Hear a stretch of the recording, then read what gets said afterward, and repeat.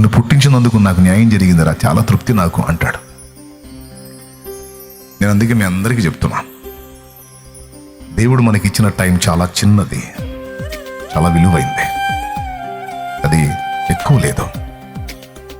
ఇచ్చిన టైంని మనం కానీ సద్వినియోగం చేసుకుంటే అప్పుడు ఎక్కువ టైం వస్తుంది. నెక్స్ట్ ఆ ఎక్కువ టైంలో మనం ఎక్కడ ఉండాలో డిసైడ్ అయితే ఏది ఇప్పుడు ఇచ్చిన ఈ కొద్ది టైంని మనం సద్వినియోగం చేసుకుంటే నెక్స్ట్ ఆ దీర్ఘకాల జీవితం మనం ఏ పొజిషన్లో ఉండాలో, ఏ ప్లేస్లో ఉండాలో దీన్ని బట్టే డిసైడ్ చేస్తాడు.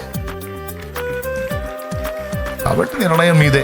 కొంతమంది ఒక పూట కూటి కొరకు జ్యేష్ఠత్వపు హక్కు నమ్మేసుకున్న ఏశావులాగా అల్పకాల పాప భోగాల వెంటబడి దైవ చిత్తాన్ని, దేవుని ఉద్దేశాన్ని, దేవుని ఏర్పాటును పక్కన పెట్టి క్షణిక ఆనందాల కోసం, క్షణిక భోగాల కోసం, ఐహిక విచారాల కోసం పరిగెత్తుతారు.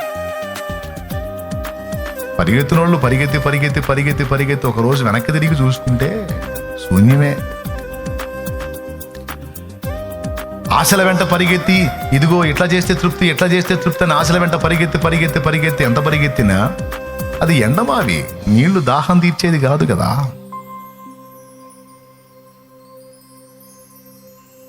కాబట్టి ఎండమావుల వెంట పరిగెత్తడం మనం మానేయాలి. ఎందుకంటే మీరు జ్ఞానవంతులు గనుక చెప్తున్నాను. నిజమైన దేవుణ్ణి ఎరిగి వచ్చారు కదా ఇక్కడికి, మిమ్మల్ని జ్ఞానవంతుల లెక్కలో వేసి మొదటి విషయంలో, మొదటి పరీక్షలో పాస్ అయ్యారు, జీవం గల దేవుణ్ణి కనుక్కున్నారు, వచ్చారు, హ్యాపీ. ఇప్పుడు ఆయన చిత్తం ఏంటో వెతికి దాని మీద దృష్టి పెట్టండి, అది అడగండి. దేవుడు నీకు బయలుపరిస్తే దాన్ని నెరవేర్చే దిశగా అడుగులు వేయండి. ఇక టైంని వేస్ట్ కానివ్వకండి.